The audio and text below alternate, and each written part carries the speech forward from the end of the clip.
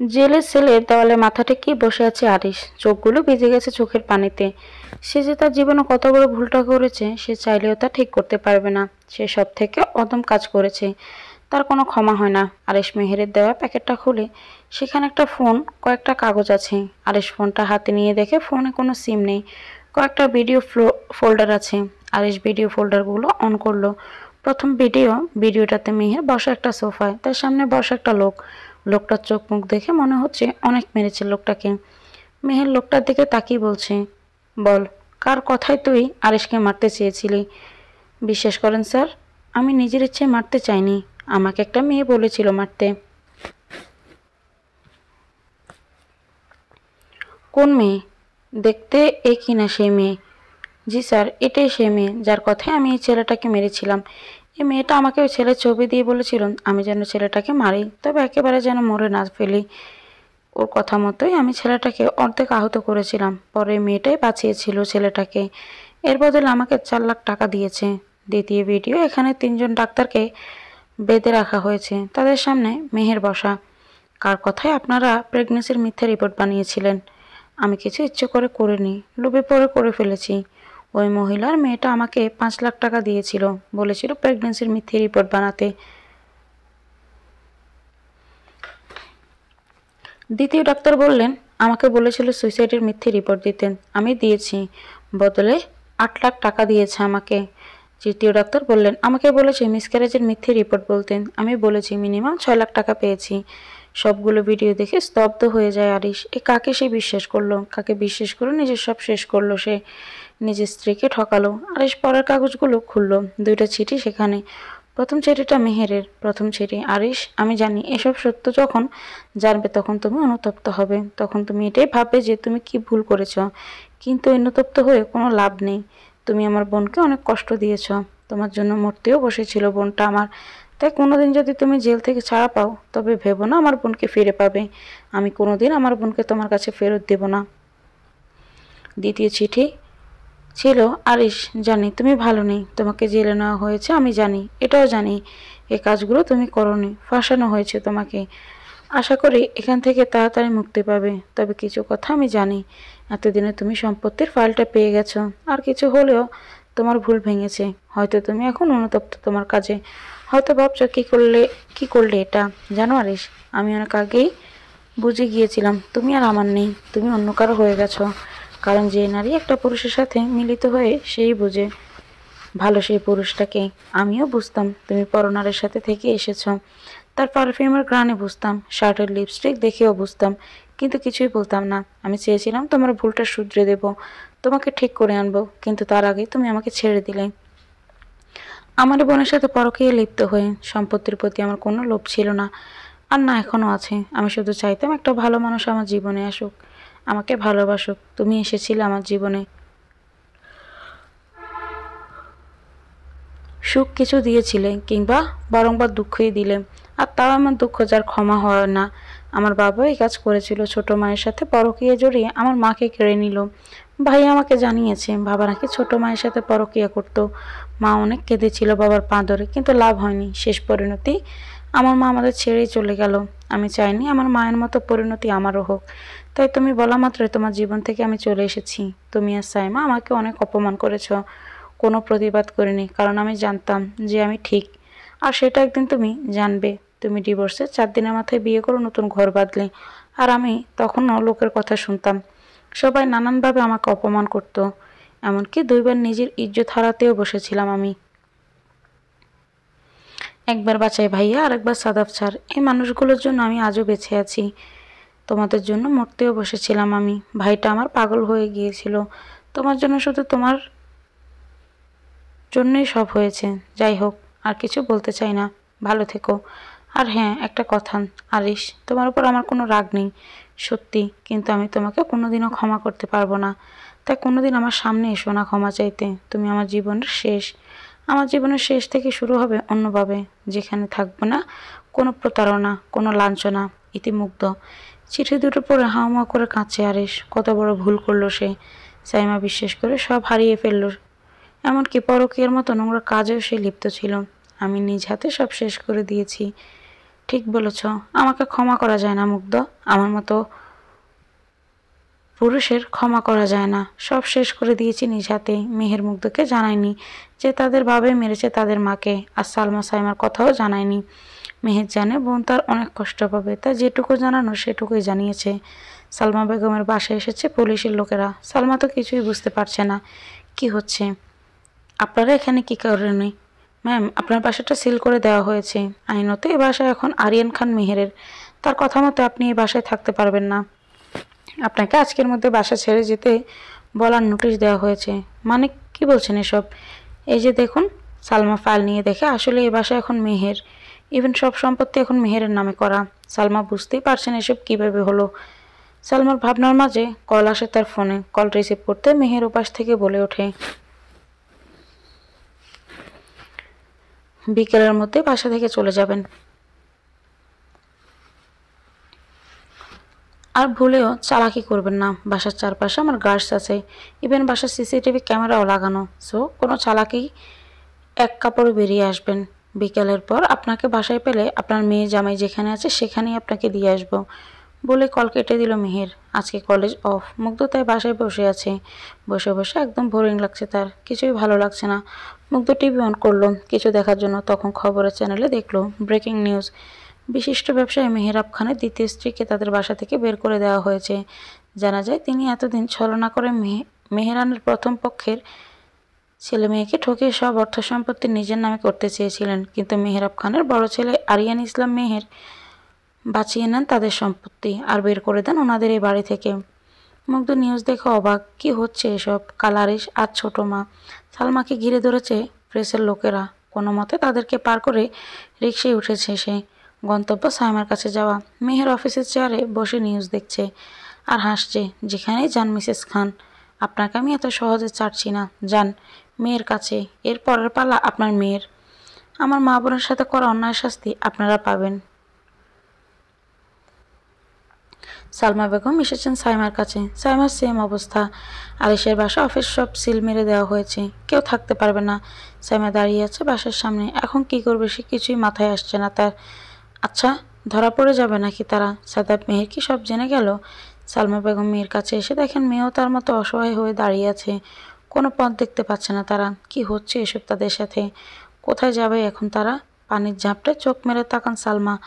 আশেপাশে ভালোভাবে তাকিয়ে দেখে সে একটা রুমে আছে। নিজের দিকে তাকিয়ে দেখে চেয়ারে হাত বাঁধা অবস্থায়, মাথায় কি একটা পরিয়ে দেওয়া। সালমা বেগম কিছু বুঝতে পারছে না এগুলো কি হচ্ছে। এভাবে মোচড়ামুচড়ি করে লাভ নেই। এই ধরে ছিঁড়ে আপনি পালাতে পারবেন না মিসেস সালমা। সালমা বেগম কথাটা শুনে সামনে তাকিয়ে দেখে মেহের দাঁড়ানো, দুই হাত পকেটে রেখে দাঁড়িয়ে আছে। সালমা অবাক হয়ে বলে, মেহের তুমি? ইয়েস আমি। মানে তুমি? হ্যাঁ, আমি আপনাকে এখানে এনেছি। শুধু আপনাকে না, আপনার গুণবতী মেয়েকেও আনা হয়েছে। কোথায় সাইমা? ওকে কোথায় রেখেছ? আছে, এখানেই আছে, তবে অন্য রুমে। কেন করছো এসব? নিজের বাবার সব সম্পত্তি গ্রাস করে আমাকে রাস্তায় বের করে দিলে, বোনের স্বামীটাকে জেলে পাঠালে। লজ্জা করে না তোমার? কে কোথায় আছিস দেখ। মিসেস সালমা বেগম বলছেন লজ্জার কথা, যে নিজে হাজার পাপ করে এখানে পর্যন্ত এসেছেন, সে আমাকে বলছে লজ্জার কথা। হাসতে হাসতে আমি শেষ। আপনার নিজের যদি লজ্জাবোধ থাকতো তবে নিজে অন্য একজনের সংসার নষ্ট করে তাকে মেরে তার সংসারে আসতেন না, নিজের মতো নিজের মেয়েকে বানাতেন না। আপনার লজ্জায় বলতেও কিচ্ছু নেই। মানে কি বলতে চাও তুমি?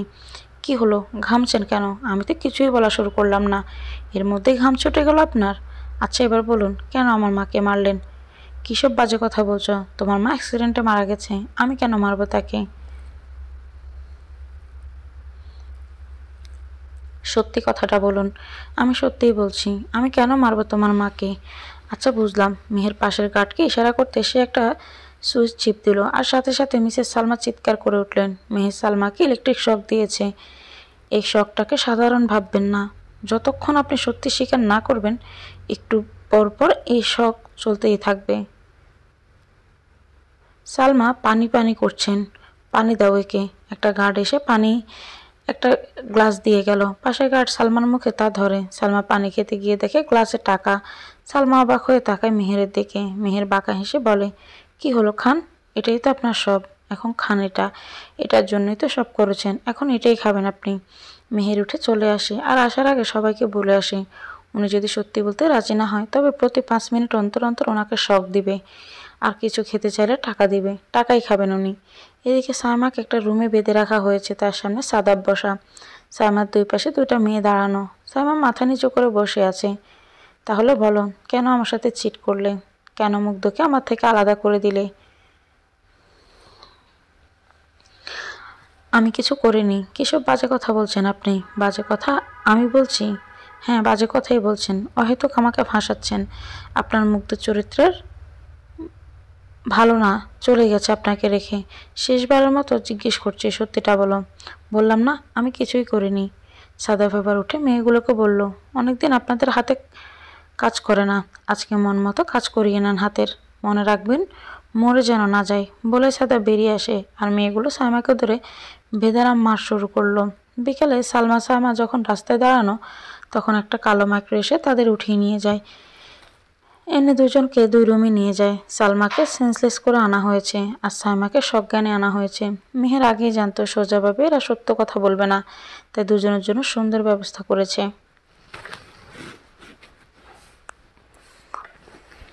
মুগ্ধ আর রুহি ঘরে বসে আড্ডা দিচ্ছে। রুহি এখন 4 মাস চলছে। মুগ্ধ সবসময় চেষ্টা করে রুহির সাথে থাকতে, যাতে রুহির একা না লাগে। সাদিও পাশে প্রায় প্রায় আড্ডা দিতে। সাদাফও আসে এখন মাঝে মাঝে। মুগ্ধ এখন আগের মতো সাদাবকে অতটা ভয় পায় না। রুহি ঘুমিয়ে গেছে, তাই মুগ্ধ নিজের রুমে চলে এসেছে। মুগ্ধ নিজের রুমে আসতে ওর ফোনে কল আসে। মুগ্ধ ফোনের দিকে তাকিয়ে দেখে বোবা ভূত। মুগ্ধ চোখ মুখ কুঁচকে নিল, কারণ কয়েকদিন কোনো ফোন না দেওয়ায় আজকে আবার কি জন্য দিল।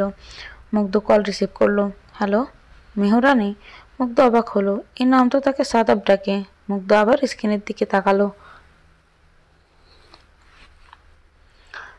না, নাম্বার তো ওই বোবা ভূতেরই। তাহলে কে? আবার তোতলাচ্ছ?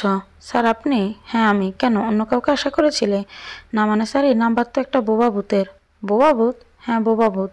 কল দিয়ে কোনো কথা বলে না, তাই বোবা ভূত বলি। বুঝলাম, কিন্তু এই নাম্বার আপনার কাছে কেন? আপনি কি বোবা ভূতের নাম্বার চুরি করেছেন? Shut up.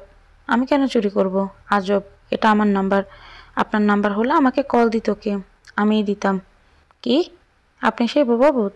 আপনি এতদিন ফোন দিয়ে কথা বলতেন না কেন? এমনি। আচ্ছা বাদ দাও, একটা কথা বলার আছে। কি? আসলে আমি তোমাকে। আপনি আমাকে কি? আমি তোমাকে কি? আপনি আমাকে? কিছু না, বাই। বলেই সাদা ফোন কেটে দিল। আমি ওকে কিভাবে বলবো মনের কথা? কি আজব লোক বাবা। 2 দিন পর আজকে মেহের, মুগ্ধ, রুহি, সাদাফ এসেছে সালমা সাইমার কাছে। মুগ্ধ রুহি বুঝতে পারছে না এখানে কেন এনেছে ওদের। সালমার সাইমাকে এখন এক রুমে রাখা হয়েছে। মেহের ওদের নিয়ে সেখানে গেল। মুগ্ধ, রুহি, সালমা সাইমাকে দেখে চমকে যায়। সালমা বেগম 2 দিনের টর্চারে একদম নেতিয়ে পড়েছে, আর সাইমা 2 দিন মার খেয়ে একদম দুর্বল হয়ে গেছে। ওদের এই অবস্থা কেন? এরকম দেখাচ্ছে কেন ওদের? অনেক আদর যত্ন করা হয়েছে তো, তাই এমন দেখাচ্ছে। মুখ খুলতে রাজি হয়েছে। জি স্যার, দুজনেই মুখ খুলবে বলেছে। তা তো মিস সাইমা, আগে আপনি শুরু করেন। সাইমা আস্তে আস্তে বলতে শুরু করলো। মুগ্ধ যখন ক্লাস 10-এ মাত্র উঠেছে, তখন আমি ক্লাস 8-এ। মুগ্ধ 5-এ 2বার ফেল করেছিল, তখন আমি 3-তে। এরপর মুগ্ধ পড়াশোনা অফ করে দিয়েছিল। পরে স্কুলের স্যার বলেছিল এবার তারা টাকা ছাড়া মুগ্ধকে পড়াবে। মা শুধু মুগ্ধর স্কুলের বেতন দিত, টিউশনের টাকা দিত না। আমি যখন ফোরে উঠলাম তখন আবার 5-এ এবার ভালো রেজাল্ট করলো। তারপর আবার পড়াশোনা আগের মতো চলতে লাগলো। একদিন আমি আর মুগ্ধ একসাথে স্কুল থেকে আসছিলাম, তখন মুগ্ধ কি একটা কেনার জন্য পাশের দোকানে যায়। তখন একটা ছেলে আমাকে একটা লেটার দেয় আর বলে এটা সাদাব ভাই আপনাকে দিয়েছে। আমি লেটারটা নিয়ে ব্যাগে রেখে দিই। বাসায় এসে লেটার পড়ে দেখি লেটার আমার না, মুগ্ধর জন্য। লেটারে সাদাফর মনের কথা জানিয়েছে মুগ্ধকে। পরের দিন স্কুলে এসে দেখি সাদাফার ওই লেটার দেওয়া ছেলেটা দাঁড়ানো। লেটার দেওয়া ছেলেটা আমাদের দেখাচ্ছে আর সাদাফকে কিছু বলছে। তখন আমি বুঝতে পারি ওই ছেলেটা সাদাফ। সাদাফকে দেখে আমার ভালো লাগে, তাই আমি একটা প্ল্যান করি যে আমি মুগ্ধ সেজে সাদাফের সাথে প্রেম করব। যে বাবা সেই কাজ। আমি পরের দিন চিঠির উত্তর দিই, মুগ্ধ সেজে ওই ছেলেকে দিয়ে পাঠিয়ে দিই। মুগ্ধ রোজ ক্লাসে আসতে পারতো না, তাই আমি মুগ্ধর মতো করে রোজ আসতাম স্কুলে। আর সাদাফ ভাবতো ওটাই মুগ্ধ। সাদাফের সাথে ফেসবুকে প্রেম শুরু করি। ওকে আমি এটা বলে যে রাস্তায় দাঁড়িয়ে কথা বললে কেউ দেখলে বাসায় জানিয়ে দেবে। আর আমাকে বাবা অনেক বকবে, স্কুল আসা বন্ধ করে দিবে। সাদাফ তাই রাস্তায় দাঁড়াতো না। আমি যত পারতাম তত মুগ্ধকে মায়ের মাধ্যমে বাসায় রাখতাম, যাতে ও স্কুলে যেতে না পারে। সাদাফ 6 মাসও আমাকে সামনাসামনি দেখেনি। এভাবে 1 বছর চলে গেল। মুগ্ধের বিয়ের সম্বন্ধ এলো আরিশদের বাসা থেকে। আরিশ অনেক ধনী ঘরের ছেলে, কিন্তু সাদাফ তখন ছিল মিডল ক্লাস। মুগ্ধের এত ভালো করে বিয়ে হোক, সেটা মা আমি কেউই চাইনি। পরে ভাবলাম সাদাফের থেকে আমাকে পেছন ছাড়াতে হলে মুগ্ধের এই বিয়ে করা লাগবে, আর আরিশকে আমার করে পেতে হলেও বিয়ে করা লাগবে। তাই পরে আমি মাকে মানিয়ে নিই। এরপর মুগ্ধের বিয়ের আগের দিন রাতে আমি সাদাফকে জানাই তাই বলে অপমান করে রিলেশন ব্রেকআপ করি। আর সাদাফ বাবুটা মুগ্ধই ছিল। এরপর আরিশের সাথে মুগ্ধের বিয়ে হয়। এরপর আমি আর মা মিলে পরিকল্পনা করে আরিশ মুগ্ধকে আলাদা করে দেই। মুগ্ধ সব শুনে অবাক হয়ে গেছে। কতটা জঘন্য সাইমা! মুগ্ধ কাঁপা কাঁপা গলায় বলে, এতটা জঘন্য কাজ কিভাবে করতে পারলি তুই সাইমা? ছোট থেকে তোকে আমি এত ভালোবেসেছি, কোনোদিন মনে করিনি তুই আমার সৎ বোন। নিজের এই 2 হাতে আমি তোকে বড় করেছি। তুই একটা আঘাত পেলে আমার কত কষ্ট লাগতো, আর সে তুই আমার সাথে এমন করলি। সহ্য হতো না তোকে, হিংসা হতো তোকে দেখলে। কারণ ছোট থেকে সবাই শুধু তোকেই চায়। সবাই তোর রূপ গুণের প্রশংসা করতো। সবার মুখে খালি মুগ্ধ আর মুগ্ধ। বিরক্ত লাগতো এসব দেখে। আমিও তো বাবার মেয়ে ছিলাম, কিন্তু তবুও বেশি প্রায়োরিটি তুইই পেতিস। তাই তোকে ছোট করার জন্যই আমি এসব করেছি। এত ঘৃণা করতিস তুই আমাকে বোন? তুই এমন কেন করলি? সাদাফ স্যার, আরিশ ওদের কাছে আমাকে ছোট করতে গিয়ে এতগুলা নাটক করলি তুই। এবার মিসেস সালমা, আপনি আপনার গুণকীর্তি কথা বলুন। সালমা বলা শুরু করলেন। আমার নানার 2 বিয়ে ছিল। মেহজাবিনের নানি ছিল আমার নানার প্রথম পক্ষ, আমার নানি ছিলেন দ্বিতীয় পক্ষ। মেহজাবিনের নানি সবচেয়ে ছেলে মেয়েকে নানা অনেক ভালোবাসতেন, কিন্তু আমার নানিকে নানা অনেক অবহেলা করতেন। আমার নানির ঘরে শুধু আমার মাই হয়েছিল। আর মেহজাবিন নানির ঘরে 3 ছেলে আর 2 মেয়ে ছিল। নানা ওদের সব সম্পত্তি দিয়ে গিয়েছিল মারা যাওয়ার আগে, কিন্তু আমার মা নানিকে কিছু দেয়নি। নানা মারা যাওয়ার পর নানি মাকে নিয়ে অনেক কষ্ট করেছেন। মা বড় হবার পর নানি তাকে রেখে চলে যান পরপারে। মা নিজের জীবন অনেক কষ্ট করেন। এরপর আমার বাবার সাথে মায়ের বিয়ে হয়। তারপর আমি হলাম। তখন আমাদের সাথে মেহজাবিনদের কোনো যোগাযোগ ছিল না, কিন্তু মেহজাবিনের খালার সাথে আমার বাবা পরকীয়ায় জড়িয়ে যায়। মা বাবার কাছে অনেক কাকুতি মিনতি করেছিলেন যেন বাবা এসব না করে, একবার আমার কথা যেন ভাবে। কিন্তু না, বাবা আমাদের ফেলে চলে যায় মেহজাবিনের খালার সাথে। আমার মা সেই দুঃখ সইতে না পেরে আত্মহত্যা করে। আমি এতিম হয়ে গেলাম। তখন আমি ক্লাস 7-এ। আমাকে আমার প্রতিবেশীরাই দিয়ে আসে এতিমখানায়। সেখানে বড় হতে লাগলাম। এভাবে কলেজে উঠলাম। সেই কলেজে আমি ভর্তি হলাম। সেখানে মেহজাবিনও ছিল। ওখানে দেখলে আমার গায়ে আগুন জ্বলে উঠতো, তবুও নিজেকে সামলে নিলাম। মেহজাবিন আমার ব্যাপারে কিছু জানতো না, যে ওর একটা সৎ খালাতো বোন আছে। এরপর মেহজাবিন আমার প্রায় দেখা হতো। মেহজাবিন নিজে এসে আমার সাথে কথা বলতো। আমি বলতাম না, ইচ্ছে করতো না। এরপর একদিন শুনি মেহজাবিনের বিয়ে হয়ে গেছে, ছেলেরা অনেক ধনী। এরপর একদিন আমি আমার বান্ধবীর সাথে ক্লাবে আসি, আমার আরেক বান্ধবীর জন্মদিন উপলক্ষে। সেখানে আমার সাথে পরিচয় হয় মেহেরাবের। জানতে পারি সে মেহজাবিনেরই স্বামী। তখন আমার মাথায় একটা বুদ্ধি আসে, যে কষ্ট আমার মা নানু পেয়েছে সেই কষ্ট এবার আমি মেহজাবিনকে দেব। মেহেরাব ছিল মেয়ে লোভী, তাই আমার জন্য সহজ হয়ে যায় কাজ, জড়িয়ে যায় আমাদের সাথে সম্পর্কে। এভাবে 2 বছর যাবার পর আমি মেহেরাবকে চাপ দিই বিয়ের জন্য। আমি জানতাম মেহের আর মুগ্ধের কথা। মেহেরাব জানালো মেহজাবিন নাকি ওকে ছাড়ছে না। তখন আমি ওকে বলি মেহজাবিনকে মেরে ফেলতে। প্রথমে ও রাজি না হলেও পরে হয়ে যায়। এরপর মেরে ফেলি আমরা মেহজাবিনকে। তারপর আমি মেহেরাবের বউ হয়ে ঢুকি খানবাড়ি। আমার কথা মেহজাবিনদের ফ্যামিলির কেউই জানতো না, কারণ আমাকে তারা সেই ছোটবেলায় দেখেছিল। এরপর আর কেউ দেখেনি আমায়, তাই কেউ চিনতে পারেনি আমায়। এরপর মুক্তির সাথে প্রথমে আমি ভালো ব্যবহার করতাম, কিন্তু পরে ভাবতাম ও আমার মায়ের খুনির বোনের মেয়ে, কেন আমি ওকে ভালোবাসবো। এরপর সাইমা যখন হলো, শুরু করলাম ওর উপর অত্যাচার। মেহেরও ছিল না তখন মুগ্ধের পাশে, আর মেহেরাবও না। এরপর মুগ্ধ সাইমা বড় হতে লাগলো, মুগ্ধের প্রতি অত্যাচার বাড়তে লাগলো। এরপর মুগ্ধের বিয়ের কথা আসে আরিশদের থেকে। রাজি হয়নি প্রথমে, কিন্তু সাইমার কথায় রাজি হই। আমিও ভাবি যেভাবে ওর মায়ের বোন আমার মায়ের সংসার ভেঙেছে, সেভাবে এখন ওর বোনকে দিয়ে ওর সংসার ভাঙবো। আর ভেঙে দিই মুগ্ধের সংসার। মুগ্ধের নামে এ প্রপার্টি ছিল, সেগুলো আমি সাইমার নামে করতে চেয়েছিলাম। মেহেরেরগুলো আমার নামে ছিল, কিন্তু মুগ্ধ বেঁচে থাকলে প্রপার্টি পাওয়া যাবে না, তাই ওকে মারার ব্যবস্থা করেছিলাম, কিন্তু বেঁচে যায়ও। তারপরও আমি অনেক চেষ্টা করেছি মুগ্ধকে মারার। সাইমাকে মুগ্ধর কলেজে ঢুকালাম, কিন্তু মেহের মুগ্ধকে কড়া গার্ডে রেখেছিল, যার কারণে আমি ব্যর্থ। সালমার কথা শুনে ধপ করে মাটিতে বসে পড়ে মুগ্ধ। কিন্তু সাইমা তো মিস্টার খানের নিজের মেয়ে নয়, আপনার আর আপনার প্রেমিকের মেয়ে সাইমা। মেহের কথা শুনে সাইমা সহ সবাই চমকে যায়। সাইমা জোরে বলে, কি? তুমি কিভাবে জানলে এটা? মারা যাওয়ার আগে মিস্টার খান আমাকে চিঠি দিয়ে গেছে, সেখান থেকে সব জেনেছি। বেশ, তবে লুকিয়ে কি লাভ? হ্যাঁ, সাইমা মেহেরাবের নিজের মেয়ে নয়, আমার আর কবিরের মেয়ে।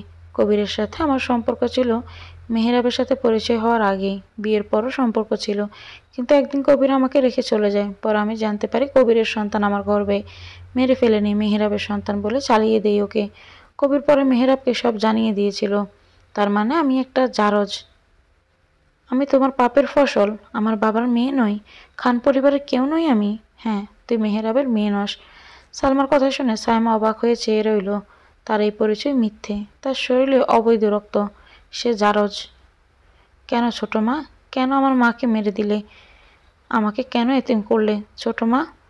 মা মারা যাওয়ার পর আমি তোমার মাঝে মাকে খুঁজতাম, তোমার কাছে মায়ের মতো ভালোবাসা চাইতাম।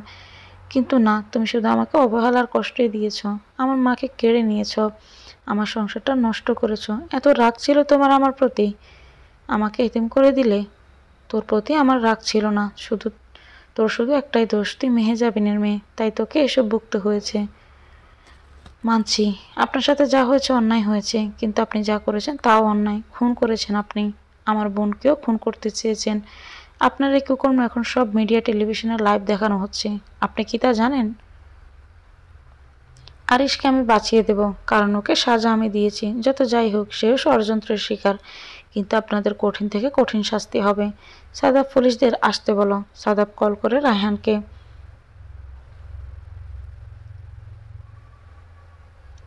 কিছুক্ষণের ভেতর রায়হান আসলো তার অফিসারদের নিয়ে।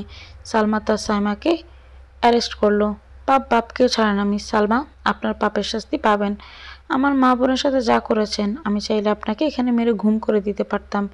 আপনি জানেন আমার ক্ষমতা সম্পর্কে, এমন কিছু করলে কেউই জানতে পারতো না, কিন্তু আমি তা করিনি। আপনার শাস্তি দেবে আইন। পুলিশ অফিসে সালমাকে নিয়ে যাচ্ছে। সালমা তখন পুলিশের রিভলভারটা নিয়ে মেহেরের দিকে তাক করে আর বলে, তোর জন্য সব খেলা মাটি হয়ে গেল। জেলে যদি যাই তাহলে তোকে মেরেই যাই, বলে মেহেরের দিকে গুলি ছুড়ে দিল সালমা। মুগ্ধ চিৎকার দিয়ে উঠল। আইসিইউতে নেওয়া হয়েছে মেহেরকে। গুলিটা একদম বুকে লেগে গিয়েছে, অনেক রক্তক্ষরণ হয়েছে। সাদাব, রুহি, মুগ্ধ, সাদিয়া, রায়হান সবাই হাসপাতালে। রুহি সেন্সলেস হয়ে গেছে, তাই রুহিকে একটা কেবিনে দেওয়া হয়েছে। রুহির সাথে সাদিয়া আছে। অপারেশন চলছে মেহেরের। মুগ্ধ কান্না করতে করতে একদম অস্থির হয়ে গেছে। সাদাব খুব কষ্ট ওকে সামলাচ্ছে, কিন্তু সামলাতে পারছে না। মুগ্ধ হাসপাতালের নামাজের এরিয়াতে এসে নামাজ পড়ে ভাইয়ের জন্য দোয়া করছে। হে আল্লাহ, তুমি আমার ভাইকে ভালো করে দাও। এই দুনিয়ায় আমার ভাই ছাড়া তো আমার কেউ নেই।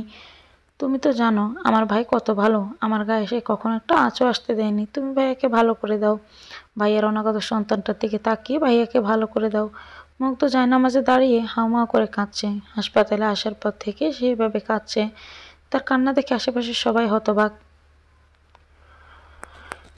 কারণ এই যুগে ভাই বোনের এমন সম্পর্ক দেখা যায় না। এদিকে সারা দেশের টিভি নিউজে একটাই খবর ঘুরছে, বিখ্যাত বিজনেসম্যান আরিয়ান ইসলাম মেহেরকে তার সৎমা সালমা খান গুলি করেছেন। জানা যায় সালমা খান মরহুম মিস্টার খানের প্রথম স্ত্রী মেহজাবিন ইসলামের খুন করেছেন। এরপর মেহজাবিনের মেয়েকেও মারার চেষ্টা করেছেন তিনি। এতদিন মিসেস সালমার মেয়ে সাইমা ইসলাম, যাকে সবাই মেহেরাবের মেয়ে জানত, সে মিস্টার মেহেরাবের মেয়েও নয়। সালমা ও তার প্রেমিকের অবৈধ সন্তান সে। জানা যায় মা আর মেয়ে মিলে মুগ্ধর সংসার নষ্ট করেছেন। আগামীকাল তাদের কোর্টে তোলা হলে তাদের রায় জানানো হবে। জেলে সেরে বসে সংবাদ শুনছে আরিশ। এত নোংরা মানুষ তা আরিশ ভাবতেই পারেনি। সেই নোংরা মানুষগুলোর ফাঁদে পা দিয়ে সে আজ সব হারালো। তবে আল্লাহ তাদের বিচার করেছে, পাপের শাস্তি পাচ্ছে তারা। সাইমাকে সে কোনোদিনও ক্ষমা করবে না। ঘৃণা করে সে সাইমাকে। 2 ঘন্টা পর ডাক্তার আইসিইউ থেকে বের হলেন। সাদাব ডাক্তারের সাথে কথা বলতে গেল। ডাক্তার, মেহের আল্লাহর রহমতে গুলি বুক ছুঁয়ে বেরিয়ে গেছে, পুরোপুরি বুকে লাগেনি, লাগলে বাঁচানোর রিস্ক ছিল। 12 ঘন্টা পর জ্ঞান ফিরবে, তারপর আপনারা দেখা করতে পারবেন। আর একটু পর কেবিনে দেওয়া হবে। জি আচ্ছা। সাদাব কথা শেষ করে মুগ্ধর কাছে গেল। মুগ্ধ রুহির কেবিনেই ছিল। সাদাব কেবিনে এসে খবরটা দিল। খবরটা পেয়ে সবাই খুশি হলো। মেহেরের খবর পেয়ে অলরেডি রুহির মা বাবা ভাই এসেছে। রুহির মা এসে মুগ্ধর কাছে মাপ চেয়েছে। রাজীবও মুগ্ধর কাছে মাপ চেয়েছে। মুগ্ধ তাদের মাপ করে দিয়েছে। রাতের দিকে রুহির জ্ঞান ফিরলে মেহেরের কাছে যাওয়ার জন্য পাগলামি শুরু করে। মুগ্ধ রুহির মা অনেক কষ্টে রুহিকে সামলায়, তারপর বুঝিয়ে বাসায় নিয়ে যায় রুহির মা রুহিকে। হাসপাতালে এখন মুগ্ধ সাদাফ আছে। সাদিয়া বাসায় গেছে ফ্রেশ হয়ে ওদের জন্য খাবার নিয়ে আসবে। মুগ্ধ সাদাফ বসে কেবিনের বাহিরে কান্নার কারণে মুগ্ধর চোখ মুখ অনেকটা ফুলে আছে আর দেখতে বেশ ক্লান্তও লাগছে। সাদাফ একটু বাহিরে এসে মুগ্ধর জন্য কিছু হালকা খাবার আনে। খাবার এনে মুগ্ধর পাশে বসে। মুগ্ধ তখন মাথা নিচু করে বসেছিল। মেহরা নেই। সাদাফের ডাকে মাথা উঁচু করে তাকায় মুগ্ধ। সাদাফ মুগ্ধ দেখে একটা কেক আঁকিয়ে দেয়। সারাদিন কিছু খাওনি, কেঁদেছ, এখন এটা খেয়ে নাও। আমার ক্ষুদে নেই। ক্ষুদা আছে নাকি নেই তা আমি জানতে চাইনি, আমি বলেছি খেতে মানে খাবে।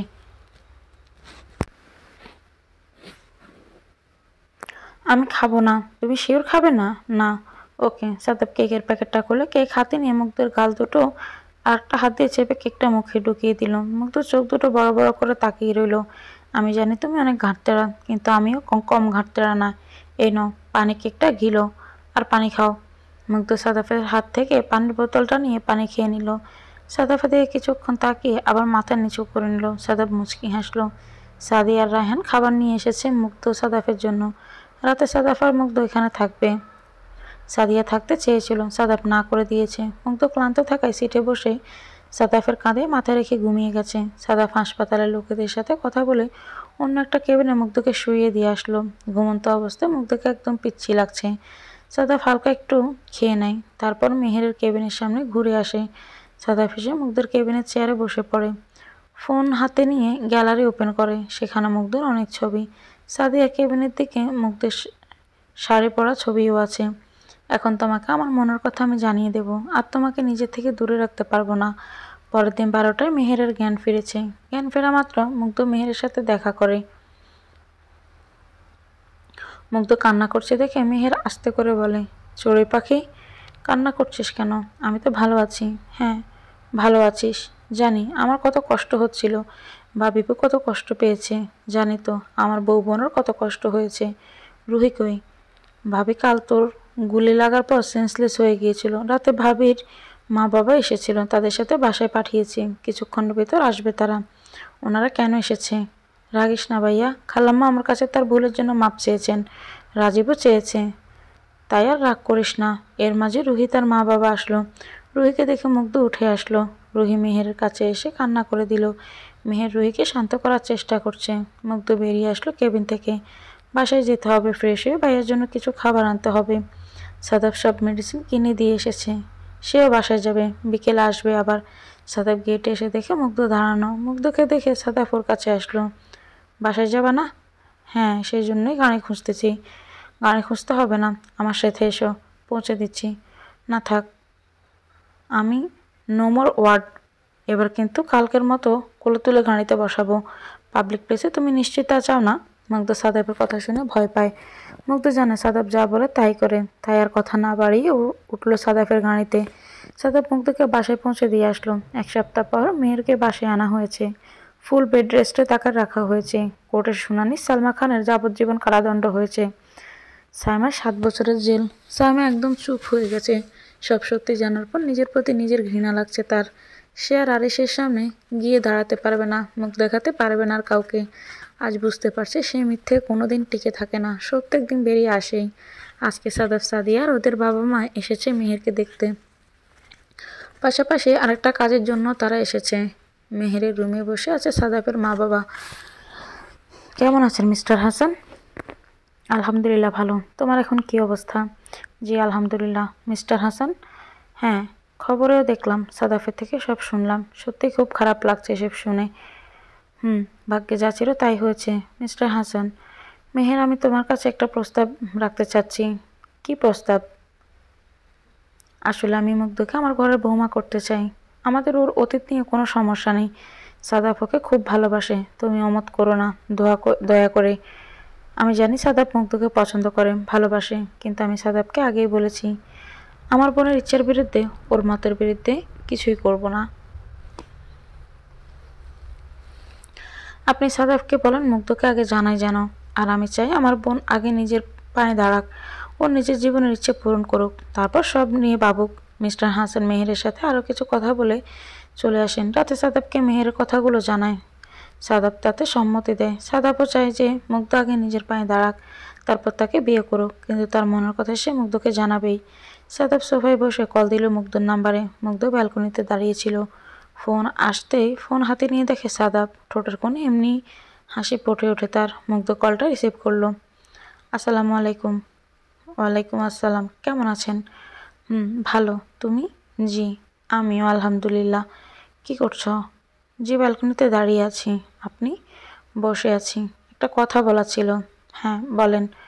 ফোনে না, সামনাসামনি বলবো। আগামীকাল লেকের পাড়ে আসবে? আচ্ছা, ঠিক আছে। শুভরাত্রি। সারা রাত সাদাব মুগ্ধর কথা ভাবতে থাকে। কাল সে কীভাবে তার মনের কথা বলবে। পরের দিন বিকালে মুগ্ধ একটা নীল শাড়ি পরেছে। কেন জানি আজ তার এটা পরতে ইচ্ছে করেছে। শাড়ির সাথে খোঁপা করেছে। একদম নর্মাল কোনো সাজ নেই। তার উপর মুগ্ধ চলে আসে লেকের পাড়ে। সাদাব সেখানে আগে থেকে এসে দাঁড়ানো। মুগ্ধ সাদাবের পাশে কিছুটা জায়গা রেখে দাঁড়ায়। সাদাব মুগ্ধকে আর চোখে দেখে হাসলো। লেকের পাড়ে হালকা বাতাস, নদীর পানির স্রোত, পাখির ডাক, বেশ ভালোই লাগছে। জায়গাটা সুন্দর না? অনেক সুন্দর। আমি তোমাকে কিছু বলতে চাই। হ্যাঁ, বলুন। সাদাব এবার মুগ্ধের দিকে তাকিয়ে বলা শুরু করে, মুগ্ধ, তুমি এখন জানোই আমি তোমাকে আগেই ভালোবাসতাম। সাইমা আমার সাথে তুমি সে যে প্রতারণা করেছে, তখন আমি জানতাম না সেটা তুমি। অনেক কষ্টে পেয়েছিলাম, রাগ করেছিলাম তোমার উপরে। এরপর হাসপাতালে যেদিন জানতে পারি তুমি আমার মুগ্ধ, যাকে আমি দেখেছিলাম 2 বছর আগে, কিন্তু আমার সাথে কথা বলতো অন্য কেউ। এরপর সত্য খোঁজার চেষ্টা করি, সত্য উদ্ধার করি। এখন সবাই তাদের পাপের শাস্তি পেয়ে গেছে, তাই আমি আজ দ্বিতীয়বার আমার আসল মুগ্ধকে বলছি ভালোবাসি মেহরানি, অনেক ভালোবাসি। আমার জীবনের শেষ থেকে শুরু আমি তোমাকেই চাই। দেবে কি আমাকে সেই সুযোগ? সাদাফের কথা শুনে মুগ্ধ চমকে যায়। সে আশা করেনি এমন কিছু। মুগ্ধ নিজেকে সামলে বলে ওঠে, যখন কৈশোরে পা দেই, প্রেম ভালোবাসা কি তা বোঝার আগে বিয়ে দিয়ে দেওয়া হলো। স্বামী নামক মানুষটাকে যখন নিজের মনে একটু ঠাঁই দিয়ে দিলাম, সে আমাকে ছেড়ে দিল। জানে সে ষড়যন্ত্রের শিকার, কিন্তু তবুও সে আমায় ঠকিয়েছে। এখন এই ভালোবাসার বিয়ে সম্পর্কের প্রতি বিশ্বাস করতে পারি না। আর তাছাড়া আমি নিজেকে প্রতিষ্ঠিত করতে চাই স্যার, তারপর এসব নিয়ে ভাবতে চাই। আর সাইমার হয়ে সত্যিই আমি ক্ষমা চাচ্ছি। ও যা করেছে অন্যায় করেছে। আমার তো আপনার কথা মনেই ছিল না। একবার আপনার সাথে দেখা হয়েছিল, তারপর আর দেখাই হয়নি। মানে তাহলে থাকবে কিভাবে? আমি তোমার কথা বুঝতে পেরেছি। আমি তোমাকে বলিনি এখনই আমার কাছে আসতে। তোমার জীবন তুমি প্রতিষ্ঠিত হও, সেটা আমিও চাই। তুমি আমাকে সবসময় নিজের পাশে পাবে। তুমি যখন চাইবে সেদিন আমি তোমাকে আমার ঘরের রানী করে আনবো। আমি চাই তুমি সময় নাও, যতটা সময় নাও ততটাই নিজেকে নিজের মতো করে তৈরি করো তুমি। ততদিন আমি ভালোবাসার দাবি নিয়ে আসবো না, একজন বন্ধু হয়ে তোমার পাশেই আছি। ধন্যবাদ আমাকে বোঝার জন্য। সাদাব মুগ্ধ আরও কিছু সময় ঘুরে যে যার বাসায় চলে যায়। মুগ্ধ এখন আগের মতো কলেজে যায়। এক্সামে অনেক ভালো রেজাল্ট করেছে। সাদাব সত্যিই তাকে অনেক হেল্প করেছে পড়াশোনার বিষয়ে। একজন বন্ধুর মতো ওর পাশে ছিল। মেহের আর এসের অফিসের ম্যানেজারকে খুঁজে ধরিয়ে দেয় পুলিশের কাছে। সে অফিসের সব গন্ডগোল করেছে। আর সে 1 বছরের জেল হয়েছে, আর ম্যানেজার 12 বছরের জেল। দেখতে দেখতে 6 মাস কেটে গেল। মেহেরের ঘর আলো করে একটা ছেলে এসেছে। দেখতে একদম মেহেরের মতো হয়েছে। মুগ্ধ নাম রেখেছে ছেলের মাহির। মুগ্ধ এখন সাদাফের সাথে অনেক ফ্রি হয়ে গেছে। প্রায় প্রায় তারা ঘুরতে যায়, কথা বলে। মুগ্ধর মনে হয়তো এখন সাদাফের জন্য ভালো লাগা বা ভালোবাসা হয়তো শুরু হয়েছে। 1 বছর পার হয়ে গেছে। আজকে জেল থেকে ছাড়া পেয়েছে আরিশ। আসার আগে একবার দেখা করতে চায় সাইমার সাথে। জেল থেকে অনেক কষ্টে অনুমতি নিয়ে সাইমার কাছে দেখা করতে জেলের অন্য সেলেই এসেছে সে। সাইমা দেয়ালে মাথা টেকিয়ে বসে আছে। চোখের নিচে কালো দাগ পড়ে গেছে। যে মেয়েটা আগে সপ্তাহে সপ্তাহে ফেসিয়াল করতো, পার্লারে যেত, আজ 1 বছর ঠিকমতো নিজের যত্ন নিচ্ছে না। নিজের জীবনে এমন সুখ কখনো এনো না যে সুখ তোমার নয়। যা তুমি অন্যের থেকে কেড়ে এনেছো, মনে রেখো প্রকৃতি কিন্তু তা আবার সেটা কেড়ে নেবে, কারণ ওই সুখের আসল মালিক তুমি নও। হ্যাঁ, আরিশ নামক সুখটা সায়মার ছিল না, আরিশ নামক সুখটা ছিল মুগ্ধের। সে ছিনিয়ে এনেছে সেই সুখ। আর সেই সুখ কি আছে তার কাছে? না, নেই। সেই সুখ সে হারিয়ে ফেলেছে। ওই যে প্রকৃতি তার থেকে নিয়ে নিল। মুগ্ধকে দেওয়া কষ্টের শতগুণ কষ্ট সে পাচ্ছে। আরিশ জেলের সেলের সামনে এসে সায়মার নাম ধরে ডাক দিল, সায়মা। সায়মার কারো ডাকে শুনে সামনে তাকিয়ে দেখে আরিশ। আরিশকে দেখে বুকটা ধক করে ওঠে তার। আস্তে করে উঠে এগিয়ে যায় আরিশের দিকে। আরিশ সায়মাকে দেখে চোখ মুখ শক্ত করে বলে, তোমার মতো রাস্তার মেয়ের কথা শুনে আমি আমার স্ত্রীকে অবিশ্বাস করেছি। জেনার মতো অপরাধী লিপ্ত হয়েছি, যার কোনো ক্ষমা নেই আল্লাহর কাছে। তোমার কথা বিশ্বাস করে নিজের সব হারিয়েছি। একটা মেয়ে কতটা নির্লজ্জ হলে নিজের মাতৃত্ব নিয়েও মিথ্যে কথা বলে, তা তোমাকে না দেখলে আমি জানতাম না। তুমি আর একটা পতিতার মাঝে কোনো পার্থক্য নেই। পতিতা যেমন টাকার জন্য শরীর বিলিয়ে দেয়, তুমিও টাকার জন্য নিজেকে আমার কাছে বিলিয়ে দিয়েছিলে, আর আমি বোকার মতো তাতে সায় দিয়েছি। তোমার নিজের তো জন্মের ঠিক নেই, জারজ তুমি। আর যার মা এমন হবে, তার আর কি আশা করা যায়? তোমার সাথে আমার সব সম্পর্ক শেষ। তোমার আমার মধ্যে কিছুই আর নেই। একটা মিথ্যেবাদীকে আমি আমার স্ত্রী বলে মানি না। আশা করি এই জেল থেকে তোমাকে যেন না ছাড়ে। আর হ্যাঁ, কোনোদিন নিজের এই মুখটা আমাকে দেখাবে না। কথাগুলো বলে আরিশ চলে আসলো। সাইমা আরিশের কথার পাল্টা কোনো জবাব দেয়নি। কি জবাব দেবে সে? আরিশ তো মিথ্যে কিছুই বলেনি। আসলেই তো একটা প্রস্টিটিউটের মতো কাজ করছে সে। নিজের মায়ের কথায় সব শেষ করে দিল সে। যে বোন তাকে ছোট থেকে আগলে রেখেছিল তাকে কষ্ট দিল, আরিশকে ধোঁকা দিল। অথচ সে নিজেই কত জঘন্য। তার মায়ের পাপের ফসল সে। সেই ফসলকে নিজের মেয়ের মতো আগলে রেখেছিল মেহেরাব।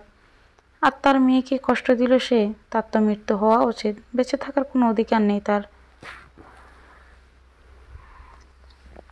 দোয়া করো আরিশ, এই জারজটা যেন এই কারাগারেই মরণ হয়, লাশ হয়ে যেন এখান থেকে বের হয় সে। না হলে যেদিন এখান থেকে বের হব, সেদিন কারো কাছে মুখ দেখাতে পারবো না।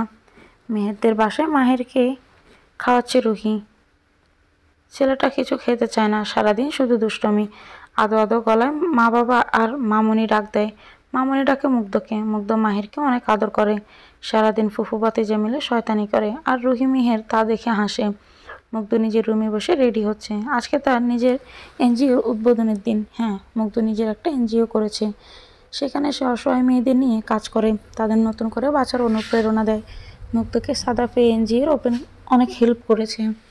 মুগ্ধ এখন সাদাবকে চোখে হারায়, মুখে যদিও বলে না, কিন্তু তার মনে সাদাব তার জায়গা করে নিয়েছে। সাদাবের ভালোবাসায় হার মেনেছে মুগ্ধ। অবশেষে সে ভালোবেসে ফেলেছে সাদাবকে। মুগ্ধ ঠিক করেছেন, আজ সে সাদাবকে জানাবে তার মনের কথা। মুগ্ধ একটা সবুজ কালার জামদানি পরল, চুলগুলো খোলা রাখলো, হালকা একটু সাজলো, তারপর বেরিয়ে পড়লো এনজিওর উদ্দেশ্যে। মেহেরা রুহিও যাচ্ছে ওর সাথে। সাদাব, সাদিয়া, রায়হান অলরেডি এসে পড়েছে, অপেক্ষা করছে মুগ্ধদের জন্য। কিছুক্ষণের মাঝে মুগ্ধরা চলে আসলো। সাদাব প্রতিবারের মতো মুগ্ধকে শাড়িতে দেখে নতুন দফায় আবার প্রেমে পড়ে যায়। সাদাব মুগ্ধকে দেখে বিড়বিড় করে বলে, এই মেয়েটা এমন কেন? জানে আমি ওকে শাড়ি পরতে দেখলে ঠিক থাকতে পারি না, তাও শাড়ি পরেই আসে। ওকে যে শাড়িতে ভয়ঙ্কর সুন্দরী লাগে, ওকে সেটা জানে না? ফাজিল মেয়া, আমার মাথা খারাপ না করলে হয় না ওর। মুগ্ধ সাদাবকে দেখে একটা মুচকি হাসি দিল, তারপর চলে আসলো এনজিওর ভিতরে। কেচে দিয়ে রিবন কেটে প্রবেশ করলো তারা এনজিওতে। এখানে অসহায় নারী, ডিভোর্সি নারী, অনাথ শেষে সবাইকে সেবা প্রদান করা হবে। সাদাব মুগ্ধকে সব বুঝিয়ে দিল। মুগ্ধ বাকিটা ওর এনজিওর ম্যানেজার জান্নাতকে সব বুঝিয়ে দিল। আজকে প্রথম দিন ওরা সব অসহায় গরিবদের জন্য খাবারের ব্যবস্থা করেছে। সবাই খাবার দিয়ে টাকা দিল। এত সময় মুগ্ধকে সাদাবকে দেখেনি। মুগ্ধ বেরিয়ে ফোন হাতে দেখে সাদাফের মেসেজ, আমি পাশের পার্কে আছি, চলে এসো এখানে। মুগ্ধ মুচকি হেসে একতোড়া গোলাপ নিয়ে সাদাফের বলা মতো চলে আসলো পার্কে। গোলাপের তোড়াটা হাতে নিয়ে এগিয়ে গেল সাদাফের কাছে। সাদাফ তখন দূর আকাশের পানে তাকানো। মুগ্ধ সাদাফের কাছে গিয়ে বলে, এই যে মিস্টার বোবাবুত। সাদাফ পেছনে ঘুরতেই মুগ্ধ গোলাপের তোড়াটা সাদাফের দিকে এগিয়ে দিয়ে বলে, আমি জানি না কখন কীভাবে আপনি আমার এত কাছে চলে আসলেন। আমার দুঃসময় আমার পাশে ছিলেন, আমাকে সকলভাবে সাহায্য করেছেন, আমার বিপদে ডাল হয়ে দাঁড়িয়েছেন, আমার জীবনও নতুনভাবে শুরু করতে সাহায্য করেছেন। আজকে মুক্ত হবার পেছনের ভাইয়ের মতো আপনার অবদান অনেক। আপনি বলেছিলেন আমাকে কোনোদিন ভালোবাসার জন্য জোর করবেন না। আপনি করেননি, বরং আমার পাশে ছিলেন। আমি আমার জীবনও নতুন করে শুরু করতে চাই, শেষ থেকে শুরু করতে চাই আপনার হাত ধরে। আমাকে কি আপনি গ্রহণ করবেন? মুগ্ধের কথাগুলো শুনে সাদাফের চোখ থেকে পানি পড়ছে। হয়তো এই প্রথম কোনো মেয়ে তার মনের কথা বলছে, আর কোনো ছেলে তা শুনে কাঁদছে। সাদাফ মুগ্ধের হাত থেকে গোলাপের তোড়াটা নিল, তারপর হাঁটু করে পকেট থেকে একটা রিং বের করে মুগ্ধের সামনে ধরল আর বলল, মেহুরানি, আমি তোমাকে আমার মনের রানী, আমার ঘরের রানী করতে চাই। আমার সবটুকু ভালোবাসা তোমাকেই দিতে চাই। তোমার মাঝে নিজেকে হারাতে চাই। দেবে কি সেই সুযোগ আমাকে? মুগ্ধ মুচকি হেসে হাত বাড়িয়ে দিল। সাদাফ রিংটা মুগ্ধর হাতে পরিয়ে দিয়ে উঠে দাঁড়িয়ে জড়িয়ে ধরল মুগ্ধকে। দুজনের চোখেই পানি। আজকে দুজনে দুজনের ভালোবাসা পেল। আজকে সূর্য, আকাশ, বাতাস, গাছ পাখি তাদের ভালোবাসার সাক্ষী থাকলো। আর রাস্তার পাশ দিয়ে হেঁটে যাচ্ছে। সব কিছু হারিয়ে ফেলেছে সে, তার বাড়ি ঘর, তারপরে ভালোবাসা, সব হারিয়ে আছে পথের ফকির। আরিশ রাস্তার পাশ দিয়ে হেঁটে যাচ্ছে, পেটে ক্ষুধা আর পিপাসা নিয়ে হেঁটে যাচ্ছে সে। রাস্তার পাশ দিয়ে হেঁটে যাওয়ার সময় রাস্তার ওপারে তাকিয়ে দেখে বুকটা মোচড় দিয়ে উঠল, কারণ সাদাফ আর মুগ্ধ একসাথে হেঁটে যাচ্ছে। মুগ্ধ সাদাফের কাঁধে মাথা দিয়ে হেঁটে যাচ্ছে। আরিশের বুকে খুব কষ্ট হচ্ছে। আরিশ মনে মনে বলল, ভালো আছো তাহলে মুগ্ধ তুমি? সব নতুন করে শুরু করেছো তাই না? হ্যাঁ, করবেই তো। আমার মতো একটা অমানুষকে ভালোবেসে শুধু কষ্টই পেয়েছ। আমি তোমাকে অনেক কষ্ট দিয়েছি। নতুন মানুষটাকে নিয়ে ভালো থেকো। আল্লাহ তোমাকে ভালো রাখুক। কোনোদিন তোমার সামনে যাব না। দেখতে দেখতে আরও 1 মাস চলে গেল। দুই পরিবারের মতো বিয়ে ঠিক হলো সাদাফ মুগ্ধের। 1 সপ্তাহ পর বিয়ে তাদের। সাদাফ মুগ্ধ এই 1 মাস চুটিয়ে প্রেম করেছে। এই তো সেদিন রাতে মুগ্ধ সাদাফ ফোনে কথা বলছিল। আচ্ছা মেহরানি, আমাদের বিয়ে হলে আমাদের তো কিউট কিউট বেবি হবে তাই না? কেন? তাহলে আমার 4টা মেহরানি লাগবে। কি 4টা? মাথায় গেছে নাকি আপনার? বিয়ের খবর নেই, আসছে 4টা বাবু নিতে। শোনেন, 2টার বেশি একটাও না। বিয়ে তো হয়ে যাবে কিছুদিন পর, তাই এখনই ফ্যামিলি প্ল্যানিং করে নিচ্ছি আর কি। আমার 4টা মেহরানি চাই, মানে চাই। আচ্ছা তাহলে 2টো আমি পেটে ধরবো আর 2টো আপনি পেটে ধরেন। এগুলো কি বলো? আমি কেমনে? ও মা, এই না বললেন 4টা লাগবে? তাহলে 2টো আমি জন্ম দেবো আর 2টো আপনি। না না, আচ্ছা ঠিক আছে, 2টাই নিব। গুড। ভালোবাসি মেহরানি, ভালোবাসি আমার বোবা বুটটাকে। আরিশের সামনে বসে আছে মেহের। আরিশ মাথা নিচু করে বসে আছে। মেহের তাকিয়ে আছে আরিশের দিকে। 1 বছরে অনেক চেঞ্জ হয়ে গেছে আরিশ। আগের থেকে চেহারা ফ্যাকাশে হয়ে গেছে। মেহের আস্তে করে বলা শুরু করলো, তোমার সব সম্পত্তি আমার কাছে আছে। আমি সবগুলো সিল থেকে ছাড়িয়ে এনেছি। তুমি এগুলো এখন নিয়ে নাও আর নতুনভাবে সব কিছু শুরু করো।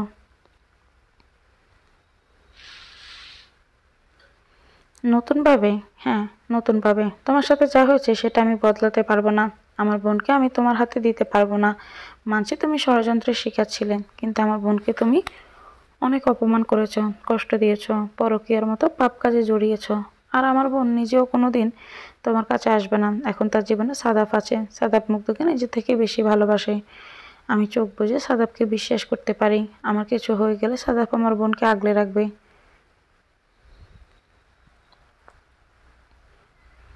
তাই তুমি নতুনভাবেই শুরু করো। চাইলে সাইমার সাথেই করতে পারো। যখন সাইমা জেল থেকে ছাড়া পাবে তবে সেটা তোমার নিজের একান্ত ইচ্ছে। চাইলে অন্য কারোর সাথেও শুরু করতে পারো নতুনভাবে। আর হালকা হেসে বলল, নতুন করে শুরু করার কিছু নেই ভাইয়া। আমি যা করেছি তার শাস্তি পেয়েছি, এতে আমার আফসোস নেই। আমার আফসোস এটাই, আমি অন্যের কথাই বিশ্বাস করে নিজের স্ত্রীকে অবিশ্বাস করেছি। হ্যাঁ, অবিশ্বাস করে পরকীয়ায় জড়িয়ে গেলাম। এটা তো আর আমি না বুঝে করিনি, বুঝেই করেছি। আমি চাইলেই পারতাম সাইমার সাথে ইন্টিমেট না হতে, কিন্তু আমি হয়েছি। এটা আমার ভুল, অনেক বড় ভুল। আমি আমার স্ত্রীকে ছেড়ে দিলাম। সমাজের মানুষ ওকে অপমান করেছে, তেমন আমিও করেছি। ওর কান্না সেদিন আমি আমলেই নিইনি। আমার ভালোবাসার খাত ছিল, তাই হয়তো অন্যের কথা মেনে নিজের স্ত্রীকে ছেড়ে অন্য কাউকে জীবনে এনেছিলাম। আর যদি সত্য না সালমা আসতো, আমি সালমাকে নিয়েই থাকতাম। মুগ্ধর প্রতি আমার ভুল বোঝাটাই রয়ে যেত। আর সত্য আমার সামনে সব জেনে এখন মুগ্ধর কাছে গেলে তা হবে কাপুরুষের মতো কাজ। কিন্তু অন্যদিকে সাদাব তার ভালোবাসা একদম খাঁটি। তাকেও তো সাইমা ভুল বুঝিয়েছিল। কই, সে তো মুগ্ধকে ভুল ভুল অন্য কারোর সাথে জড়ায়নি, মুগ্ধকে ভালোবেসে গেছে। আর সত্যি সামনে আসতে তার মুগ্ধ তার হয়ে গেছে। অথচ মুগ্ধ আমার স্ত্রী ছিল। সাদাফের কাজটা আমার করার কথা ছিল, আমি তা করিনি। আমি না স্বামী হতে পেরেছি, না পেরেছি ভালো মানুষ। মুগ্ধকে না পাওয়ার আফসোস নেই, শুধু আফসোস থাকবে ওর কাছে মাপ চাইতে পারলাম না। আর সাইমার সাথে নতুন করে শুরু করার কোনো ইচ্ছে নেই। ওকে শুধু আমি ঘৃণাই করি। ওর সাথে এতদিন ছিলাম সেটা ভাবলেই ইচ্ছে করে নিজের শরীর কেটে ফেলি, কিন্তু সেটা করতে পারি না। আমার জীবন আর কোনো নতুন শুরু করার ইচ্ছে নেই। আমার জীবনে সব শেষ, সেখান থেকে শুরু করার কোনো মানেই নেই। আমি যেভাবে এখন আছি সেভাবেই আলহামদুলিল্লাহ, বাকি জীবনটা একাই কাটিয়ে দিতে চাই। 2বার বিয়ে নামক পবিত্র জিনিসটা নিয়ে হেলামি করেছি, আর তা করতে চাই না। সব বুঝলাম, তোমার পার্সোনাল লাইফে মাথা ঘামাতে চাই না। তাহলে তুমি তোমার এই প্রপার্টিগুলো নিয়ে নাও, আবার শুরু করো তোমাদের বিজনেস।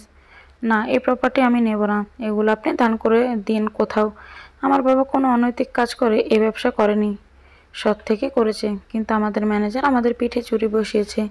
আমার উচিত ছিল সেদিক দেখা, কিন্তু আমি দেখিনি। ওইসব পচা জিনিস খেয়ে কত লোক প্রাণ হারিয়েছে। আমার দরকার নেই এসবের আর। আমি নিজের যোগ্যতায় কিছু করব। জানি আল্লাহ আমার উপর নারাজ, কিন্তু আমার বিশ্বাস আমি আল্লাহর কাছে মাপ চেয়ে যেতে থাকলে আল্লাহ মাফ করবেন। ঠিক আছে, তোমার যা ইচ্ছে, কিন্তু কোনোদিন যদি আমাকে প্রয়োজন হয় তাহলে জানিও, আমি তোমাকে সাহায্য করব। আর হ্যাঁ, এই নাও মুগ্ধের বিয়ের কার্ড। জানি তুমি ভাবছো এটা তোমাকে দিচ্ছি কেন, তুমি এটা দেখে কষ্ট পাবে, কিন্তু একজন বন্ধু হিসেবে এসে দেখে যেতে পারো মুগ্ধকে। আসি আজকে। জি, আসসালামু আলাইকুম। ওয়ালাইকুম সালাম। আল্লাহ হাফেজ। আরিস জেল থেকে ছাড়া পেয়েছে 1 সপ্তাহ হয়েছে। জেল থেকে বেরিয়ে শূন্য পকেটে সে কী করবে জানে না, তাই এক কাছের বন্ধুর কাছে যায়। সে আরিসের ব্যাপারে সব জানে। সেই বন্ধু আরিসকে নিজের কাছে থাকতে দেয়। আরিস একটা কারখানায় শ্রমিকের কাজ জয়েন হয়েছে। এখন সে একদম সাধারণভাবে জীবনযাপন করে।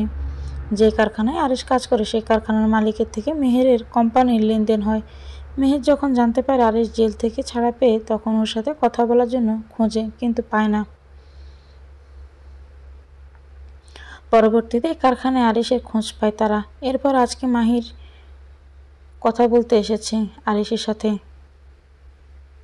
সাদাপ আর মুগ্ধ এসেছে বিয়ের কেনাকাটা করতে। এর 3 দিন পর তাদের বিয়ে। সাদাপ মুগ্ধের জন্য সব খুঁটিয়ে খুঁটিয়ে নিচ্ছে। তার একটাই কথা, তার মেহরানিকে যেন বিয়ের দিন কোনো কমতি না থাকে। কেনাকাটা শেষ কিছুক্ষণ ঘুরে ফিরে বাসায় আসে তারা। রাতে খাওয়ার টেবিলে মেহের আরিসের কথাগুলো জানায় মুগ্ধকে। মুগ্ধের খারাপ লাগছে আরিসের জন্য, কিন্তু তার কিছুই করার নেই। দেখতে দেখতে সাদাপ মুগ্ধের বিয়ের দিন চলে আসলো। আজকে ওদের গায়ে হলুদ। মেহের একমাত্র চড়ুই পাখির বিয়ে, কোনো কিছুর কমতি রাখেনি সে। অনেক ধুমধাম করে অনুষ্ঠান করে বোনের বিয়ে দিচ্ছে সে। রুহি মুগ্ধের মায়ের রেখে যাওয়া গয়নাগুলো সব মুগ্ধকে দিয়েছে। মুগ্ধ নিতে চাইছিল না, কিন্তু রুহির একটাই কথা, এই গয়নাগুলোর মুগ্ধর অধিকার আছে, মুগ্ধই নেবে এগুলো। অগত্যা মুগ্ধ নেয় গয়না, তবে সব নয়, কিছু নেয় আর কিছু রুহিকে দেয়। যদি মেয়ের অধিকার থাকে মায়ের গয়নায়, তবে ছেলের বউরও রয়েছে তাতে অধিকার।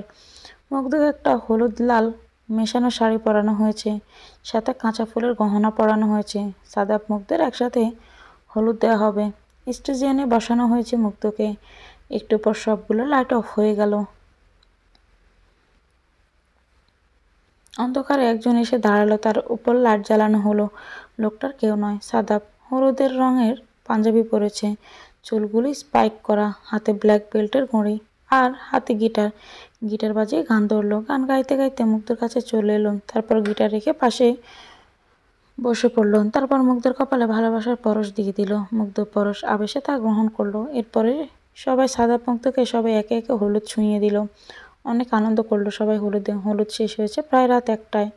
মুগ্ধ নিজের রুমে এসে ফ্রেশ হলো। ফ্রেশ হয়ে এসে মুগ্ধ বিছানায় শুতে ফোনে কল আসে। ফোন ধরে দেখে সাদাফ। মুখের হাসি ফুটে ওঠে। হুমায়ুন আহমেদ স্যার বলেছিলেন, যখন কোনো মেয়ে কোনো ছেলের প্রেমে পড়ে, তখন সেই ছেলেটার চারপাশে সব কিছু প্রেম পড়ে। মুগ্ধ সাদাফের প্রেমে পড়েছে, তার সব কিছু প্রেমে পড়েছে সে। প্রেম নামক বিষে সে ধ্বংস হয়েছে, আর সাদাফ সে বিষ চুষে নেবে তার ভালোবাসা দিয়ে। মুগ্ধ ফোন রিসিভ করে বলেন, আগামীকালই তো বিয়ে, আজকে এতক্ষণ ছিলে, তাও বুঝি বউকে চোখে চোখে হারাচ্ছেন। মেহরানি, আমি তোমাকে বলে বোঝাতে পারবো না আমি কত খুশি। আজকে রাতটা পেরিয়ে গেলে কাল তুমি আমার হয়ে যাবে। পরের দিনের সকালটা আমি তোমার মিষ্টি মুখ দেখে নিদ্রা থেকে উঠবো। তোমার মুখের হাসি দেখে দিন শুরু করব। নিজের সব ছোট বড় আনন্দ তোমার সাথে ভাগ করব। আল্লাহ, আমার তো আর ধৈর্যই সইছে না। ভালোবাসি আমার মেহরানিকে, অনেক ভালোবাসি। আজকে সাদাফ আর মুগ্ধের বিয়ে। বিয়ের সব আয়োজন খুব ধুমধামভাবে করা হয়েছে। সকাল থেকে মেহে ছোটাছুটি করছে সব ঠিকভাবে হচ্ছে কিনা। মুগ্ধ নিজের রুমে বসে আছে, মনটা তার খুব খারাপ। আজ ভাইয়াকে ছেড়ে চলে যেতে হবে। কান্না করছে মুগ্ধ, তার ভাইয়ের মতো ভাই সবাই পায় না। মুগ্ধের এত কঠিন সময় মেহের মুখ গেড়েই নেয়নি, কত আগলে রেখেছে। সে ভাইকে ছেড়ে কীভাবে সে থাকবে। খুব কষ্ট হচ্ছে তার। মেহের বোনের রুমে এসে বিয়ের বাকি জিনিসগুলো দেওয়ার জন্য রুমে এসে দেখে বোনটা তার কাঁদছে। বোনকে কাঁদতে দেখে মেহের ভয় পেয়ে যায়। তাড়াতাড়ি বোনের কাছে এসে জিজ্ঞাসা করলো, চড়ুই পাখি, কি হয়েছে তোর? কান্না করছিস কেন? মুগ্ধ ভাইয়াকে দেখে নিজেকে থামাতে পারলো না, হামলে পড়লো ভাইয়ার বুকে। ভাইয়া, আমি তোমাকে ছাড়া থাকতে পারবো না, আমি যাব না তোমাকে ছেড়ে। মেহের বোনের কান্নার কারণ বুঝতে পারলো। সে নিজেও তো তার এই বোনটাকে ছেড়ে থাকতে পারবে না। কিভাবে থাকবে? তার এই বোনটাকে ছেড়ে খুব ভালোবাসে এই বোনটাকে সে। মেহের বোনের মাথায় হাত বুলিয়ে দিয়ে বলল, পাগলি একটা, তুই কি সারা জীবনের জন্য চলে যাচ্ছিস নাকি? তো যখন মন চাবে তুই আমার কাছে চলে আসবি, আর আমরাও তো যাবো তোকে দেখতে। কান্না করিস না চড়ুই পাখি, আমার যে তাহলে খুব কষ্ট হবে। দেখ ভাইয়া, ভাইয়ের দিকে তাকা। মুক্ত ভাইয়ের দিকে তাকালো। মেহেরের চোখের কোণে পানি চিকচিক করছে। মেহের বোনের কপালে চুমু দিয়ে বলে, প্রত্যেক মেয়েকে তার নিজের বাড়ি ছেড়ে পরের বাড়ি যেতে হয়, এটাই নিয়ম রে। আমরা চাইলেও এই নিয়মে না মেনে থাকতে পারবো না। যদি এই নিয়ম না মানার সুযোগ থাকতো, তাহলে কোনো বাবা মাই তার আদরের মেয়ে বা বোনটাকে অন্যের ঘরে দিত না। যে মেয়েটাকে জন্মের পর থেকে তার বাবা মা লালন পালন করে, তাকে একদিন অন্যের ঘরে ঘরণী করে পাঠিয়ে দেওয়ার কত কষ্টের তা শুধু সেই বাবা মাটাই জানে। যে ভাইয়া ছোট থেকে তার আদরের বোনের সাথে খেলে, খুনসুটি করে, তাকে একদিন অন্যের ঘরে পাঠানো কত যন্ত্রণা তা সেই শুধু ভাইয়াটাই জানে। মুক্ত ভাইয়ের কথাগুলো শুনে চুপ করে থাকলো। তারপর মেহের বোনের চোখের পানিগুলো মুছে দিল। একটু পর বিয়ের জন্য তৈরি করবি তোকে, এখন আর কান্না করে পেতনির মতো থাকিস না। ভাইয়া মেহের বোনের কাণ্ড দেখে হেসে দিল। একটু পর মুক্তকে সাজানোর জন্য পার্লার থেকে মেয়েরা আসলো। ডিভোর্স পেপার হাতে নিয়ে বসে আছে সাইমা। কাগজে বড় বড় করে লেখা, আরিশ ইসলাম। হ্যাঁ, আরিশ তাকে ডিভোর্স দিয়েছে। তাদের মধ্যকার আর কোনো সম্পর্ক নেই। আচ্ছা, মুক্তরও তো এভাবে কষ্ট হয়েছিল তাই না, আরিশ যখন তাকে ডিভোর্স দিয়েছিল? সেদিন সাইমা হেসে দিল। আর আজ সেই পরিস্থিতিতে সেও পড়ল। সাইমা কাপা কাপা হাতে সাইন করে দিল। আজ থেকে তার নামের আগে জারজ, খারাপ ডিভোর্সি তকমাগুলো লেগেই গেল। সাইমা মুচকি হেসে হাসলো। সন্ধ্যায় সাদাফকে শেরওয়ানি পড়াচ্ছে রায়হান। সাদাফের মা এসে ওকে দই মুড়ি খাইয়ে গেছে। উফ ভাই, একটু তাড়াতাড়ি কর না। তুই তো এমন করছিস, মনে হচ্ছে তোর বিয়ে পালিয়ে যাচ্ছে। ভাবিকে দেখার অনেক সময় পাবি, এখন আগে আমাকে তোকে রেডি করতে দে। রায়হান সাদাফকে রেডি করলো। তারপর সাদাফটা বেরিয়ে পড়লো সেন্টারের উদ্দেশ্যে। রাত 8টায় সাদাফরা এসে পড়েছে সেন্টারে। রোহি সাদাফকে মিষ্টি মুখ করিয়ে ঢোকায়। সাদাফ বেকুল হয়ে মুগ্ধকে দেখার জন্য সাদাফকে নিয়ে স্টেজে বসানো হলো। কিছুক্ষণের মধ্যে মুগ্ধকে নিয়ে আসা হলো। মুগ্ধকে দেখে সাদাফ আরেক দফা ক্রাশ। মুগ্ধকে একটা লাল রঙের লেহেঙ্গা পরানো হয়েছে, সাথে ম্যাচিং গোল্ডেন গহনা, সাথে ভারী সাজ। মুগ্ধকে দেখতে অনেক সুন্দর লাগছে। মুগ্ধকে এনে সাদাফের পাশে বসানো হলো। কিছুক্ষণের মাঝে কাজী আসলো। কাজী এসে বিয়ে পড়ানো শুরু করলো। কাজী যখন মুগ্ধকে কবুল বলতে বলেছিল, মুগ্ধর মুখ দিয়ে কেন জানি কবুল শব্দটা আসছে না। একটা জড়তা কাজ করছে, একটা ভয় কাজ করছে। সাদাফ সেটা বুঝতে পারলো। সাদাফ মুগ্ধের হাত ধরলো। মুগ্ধেতে চমকে গেল। সাদাফ মুগ্ধের হাত ধরে বলা শুরু করলো, আমি জানি আজকে আমরা একটা পবিত্র সম্পর্কে বাধা পড়ছি। আজকের পর তোমার সব হাসি, দুঃখ, কষ্ট সব আমারও। আজকের পর তোমাকে আমি কোনোদিনও কাঁদতে দেব না। আমার জীবনে কেউ নেই তুমি ছাড়া। আমার জীবনে কোনো স্বপ্ন নেই তোমাকে ছাড়া। আমার কোনো অস্তিত্ব নেই তুমি ছাড়া। আমি কিছু ভাবতে পারি না তোমাকে ছাড়া। আমি কিছু লিখতেও পারি না। যদি কোনোদিন মরে যাই, সেদিন আল্লাহর কাছে তোমার জন্য অপেক্ষা করব। চাইবো সেদিনও তোমাকে। তবুও তুমি ছাড়া আমি নিঃস্ব। তুমি যে আমার শেষ থেকে শুরু। সবাই সাদাফের কথাগুলো শুনো মুগ্ধ। কতটা ভালোবাসলে মানুষ একটা মানুষকে এতটা চায়। মুগ্ধ সাদাফের কথাগুলো শুনে মুগ্ধ নয়নে তাকিয়ে থাকে। কিছুটা সময় চুপ করে মুগ্ধ বলে, আলহামদুলিল্লাহ কবুল, আলহামদুলিল্লাহ কবুল, সুবাহান আল্লাহ। এবার কাজী সাদাফকে কবুল বলতে বলল। সাদাফ জলদি জলদি কবুল বলে দিল। সবাই তা দেখে হেসে দিল। পাশ থেকে রায়হান বলে ওঠে, আস্তে আস্তে, তোর বউকে কেউ নিয়ে যাচ্ছে না। সাদাফ রায়হানের কথায় লজ্জা পেল। অবশেষে হাজার বাধা বিপদ পেরিয়ে আজ সাদাফ মুগ্ধ জুটি এক হলো। আজ তাদের ভালোবাসা বৈধ বন্ধনে আবদ্ধ হলো। দূর থেকে দাঁড়িয়ে মুগ্ধকে দেখে যাচ্ছে আরিশ। হ্যাঁ, নিজের মনের সাথে অনেক লড়াই করে অবশেষে হার মেনে আসলো সে। এক নজর মুগ্ধকে দেখতে। আরিশের চোখের কোণে পানি। আজ মুগ্ধ অন্য কারো হয়ে গেল। আজকে থেকে মুগ্ধ সাদাফের। হ্যাঁ, এখন থেকে শুধু মুগ্ধ অনেক সুখে থাকবে। আরেশ চোখের পানিটুকু মুছে উল্টো পথে হাঁটা ধরলো। যাওয়ার আগে শেষবারের মতো মুক্তোর দিকে তাকিয়ে বলল, ভালো থেকো মুক্ত, অনেক ভালো থেকো। দোয়া করি তোমার জীবনের সুখে পরিপূর্ণ থাকুক, সেই আশাই রাখি। সাদাব তোমায় কোনোদিন কষ্ট দেবে না আমি জানি, ভালো থেকো। বিদায়ের সময় মুগ্ধ মেহেরকে ধরে কান্নায় ভেঙে পড়েছে। মেহেরও বোনকে জড়িয়ে ধরে কান্না করছে। রোহিত চোখেও পানি। ছোট মাহিরকে কোলে নিয়ে অনেক কান্না করছে মুগ্ধ। বিধাতার কি নিয়ম, পরিবার পরিজন ছেড়ে চলে যেতে হয় এভাবেই। মুগ্ধকে অনেক কষ্টে গাড়িতে বসালো সাদাফ, তারপর চলে গেল তারা। মেহের চোখের পানির মাঝেও হাসি রেখে বলল, অবশেষে আমার বোন একটা সত্যিকারের ভালোবাসার মানুষ পেল। আল্লাহ আমার বোনটাকে যেন সুখে রাখে।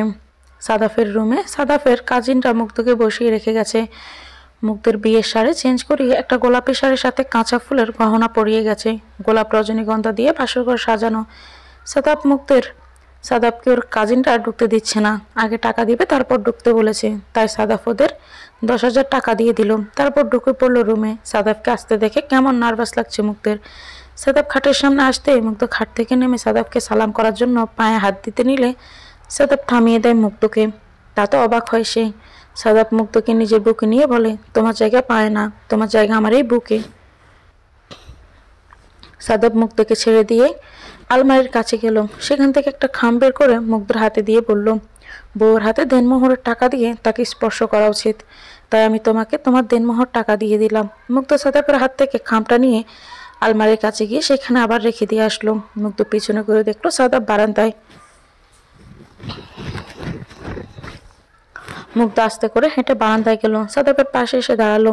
আজকে আকাশ গোল একটা চাঁদ উঠেছে। চাঁদের আলো এসে পড়ছে সাদাফ মুগ্ধর উপর। হালকা বাতাস বইছে। সব মিলে ওয়েদারটা খুব রোমান্টিক। সাদাফ চাঁদের দিকে তাকিয়ে বলল, দেখো মেহরানি, আজকে আকাশে কত সুন্দর একটা চাঁদ উঠেছে। জানো, আমার অনেক ইচ্ছে তোমার সাথে চন্দ্রবিলাস করার। তুমি কি করবে আমার সাথে চন্দ্রবিলাস? তুমি কি যাবে আমার সাথে মধুচন্দ্রিমায়? সাদাফের কথা শুনে মুগ্ধর লজ্জা লাগছে। সে মাথা নাড়ায়, যার অর্থ হ্যাঁ, সে যাবে। যেখানে যেতে চায় সাদাফ সেখানেই যাবে। সাদাফ মুগ্ধকে জড়িয়ে ধরল। মুগ্ধ পরম আবেশে জড়িয়ে ধরল সাদাফকে। সাদাফ মুগ্ধের কপালে ঠোঁট চোয়ালো। মুগ্ধ একটু কেঁপে উঠল। সাদাফ এভাবে আস্তে আস্তে মুগ্ধের উষ্ঠদয় নিজের উষ্ঠদয়ের মাঝে আবদ্ধ করে নিল। এক আলাদা শিহরণ বয়ে যাচ্ছে মুগ্ধর মাঝে। আলাদা ভালো লাগা শুরু করছে তার মাঝে। সাদাফ মুগ্ধকে কোলে তুলে নিল। তারপর শুয়ে দিল বিছানায়। মুগ্ধের ঠোঁটে গালে গলায় কাঁধে চুমু দিয়ে যাচ্ছে সাদাফ। আর মুগ্ধ প্রত্যেকবারই কেঁপে উঠছে। সাদাফ মুগ্ধের শাড়ির আঁচলটা সরিয়ে দিল। আর সে মুগ্ধের মাঝে হারিয়ে যেতে চায়। আর মুগ্ধ কোনো বাধা দিচ্ছে না সাদাফকে। হারিয়ে যাচ্ছে দুজন দুজনের ভালোবাসায়। পূর্ণতা পাচ্ছে তাদের ভালোবাসা। তাদের ভালোবাসা থেকে দুহাত দূরে থাকা দেয়ালও লজ্জা পাচ্ছে। সকালে সকালে ঘুম ভাঙতেই মুগ্ধ নিজেকে সাদাফের বুকে আবিষ্কার করেন। এক চাদরের নিচে দুজনে। মুগ্ধর খুব লজ্জা লাগে। সে আস্তে করে উঠে বসে। নিচে পড়ে থাকা শাড়িটা গায়ে জড়িয়ে ওয়াশরুমে যায়। শাওয়ার নিয়ে একটা ল্যাভেন্ডার কালার শাড়ি পরে চুল মুছতে মুছতে বেরিয়ে আসে। সাদাফ তখনও ঘুম। মুগ্ধ নিচে নেমে আসলেও নিচে এসে দেখে সাদাফের মা রান্নাঘরে কাজ করছেন। মুগ্ধকে আসতে দেখে তিনি মিষ্টি হাসি দেন। মুগ্ধ রান্নাঘরে আসাতে তিনি বলেন, কিরে মা, তুই রান্নাঘরে আসলি কেন? এমনি মা। কেন, আমি কি আসতে পারি না? না রে মা, আসতে পারিস, কিন্তু আজকে তো তোর বউভাত, আজকে রুমেই থাক। সাদাফকে গিয়ে ওঠা। আচ্ছা। মুগ্ধ রুমে চলে আসে। এসে দেখে সাদাফ নেই। ওয়াশরুম থেকে পানির আওয়াজে বুঝে সাদাফ শাওয়ার নিচ্ছে। একটু সাদাফ বেরিয়ে আসে। পরনে একটা ট্রাউজার আর একটা ব্লু গেঞ্জি। মুগ্ধকে দেখে মুচকি হাসলো সাদাফ। মুগ্ধ সাদাফের হাসি দেখে লজ্জা পেল। মুগ্ধ এসে চুল ঠিক করতে লাগলো। আর সাদাফ পেছনে দাঁড়িয়ে চুল মুছতে লাগলো। একটু পর সাদাফ মুগ্ধকে পেছন থেকে জড়িয়ে ধরলো। মুগ্ধ এতে একটু ঘাবড়ে গেল। সাদাফ মুগ্ধের কাঁধে ঠোঁটে ছুঁয়ে দিচ্ছে আর মুগ্ধ কাঁপছে। সাদাফ মুগ্ধকে কিস করছে ঘাড়ে। ঠোঁটে কিস করতে গেলে দরজায় টোকা পড়ে। দুজনে তাড়াতাড়ি আলাদা হয়ে যায়। সাদাফ গিয়ে দরজা খুলতে ওর কাজিনটা এসে ওকে ধাক্কা মেরে ঘরের বাইরে পাঠিয়ে দিল। আর বলল, আর সন্ধ্যায় বউকে কাছে পাবা, এখন সে আমার কাছে থাকবে। সাদাফ গাল ফুলিয়ে চলে আসলো। আর মুগ্ধ সহ বাকিটা হাসতে লাগলো। সন্ধ্যায় মুগ্ধকে একটা বেবি পিঙ্ক কালারের গাউন পরিয়েছে, সাথে ম্যাচিং জুয়েলারি আর সাজ। মুগ্ধকে দেখতে একদম প্রিন্সেস লাগছে। সাদাফকে একটা নেভি ব্লু কালারের ব্লেজার পরানো হয়েছে। সাদাফকেও দেখে ভীষণ সুন্দর লাগছে। মেহেররা এসেছে। মুগ্ধ মেহেরকে দেখে জড়িয়ে ধরে। একদিন পর বোনকে পেয়ে মেহেরও অনেক খুশি। মুগ্ধ মাহিরকেও কোলে নেয় আর আদর করে দেয়। মুগ্ধকে দেখতে সাদাফের সব আত্মীয় স্বজন এসেছে। তাদের মধ্যে সাদাফের বড় পপি, যার মেয়েকে সাদাফের সাথে বিয়ে দিতে চেয়েছিলেন, সে সবার সামনে বলা ধরল, কি গো সাদাফের মা, শুনলাম ছেলের বউ নাকি আগে বিয়ে করছিল, সেই ঘরের স্বামীর সাথে নাকি ছাড়াছাড়ি হয়ে গেছে। বলি এমন মেয়ে কেন আনলে ছেলের জন্য? ডিভোর্সি মেয়ে। আমার তো মনে হয় এর চরিত্রে সমস্যা আছে, না হলে কি আগের স্বামী ছাড়তো? মহিলার কথা শুনে মুক্তোর চোখে পানি চলে আসলো। মুক্তো ভাবতে পারেনি সবার সামনে তাকে এভাবে অপমানিত হতে হবে। মেহের মহিলার কথা শুনে রেগে যায়, তাকে কিছু বলতে যাবে তার আগে সাদাব বলে ওঠে, মাফ করবেন বড় পপি, কিন্তু আজ কিছু কথা না বললেই নয়। আপনি এসেছেন আমার স্ত্রীকে দেখতে, তাকে দোয়া করতে। আপনার কুটিল মন দিয়ে দোয়া না আসলে করবেন না, কিন্তু আমার স্ত্রীকে অপমান করার কোনো অধিকার আপনার নেই। হ্যাঁ, আমার স্ত্রী ডিভোর্সি, তাতে কি হয়েছে? তার ডিভোর্স হয়েছে বলে তার চরিত্র খারাপ, কিন্তু ওই কই একবারও তো এটা তো ভাবলেন না যে মেয়েটার স্বামী খারাপ হতে পারে, তাই ডিভোর্স হয়েছে। আপনাদের মাথায় শুধু আসে মেয়েরাই খারাপ, যে কোনো কিছুতে মেয়েরা খারাপ, কিন্তু এর পেছনের কারণটা জানতে চান না একবারও। আপনারা মেয়েরাই মেয়েদের শত্রু, কারো ভালো দেখলে গা জ্বলে। আপনার মেয়েকে বিয়ে করেনি বলে আপনি আমার স্ত্রীকে অপমান করলেন। আপনার মেয়ের আমার স্ত্রীর পায়ের নখের যোগ্যতাও নেই, আর না আছে চরিত্র। সেসব দিকে না যাই, সবচেয়ে বড় কথা ওকে আমি নিজের বোনের মতো দেখি। সাদিয়া আর ও আমার কাছে সমান।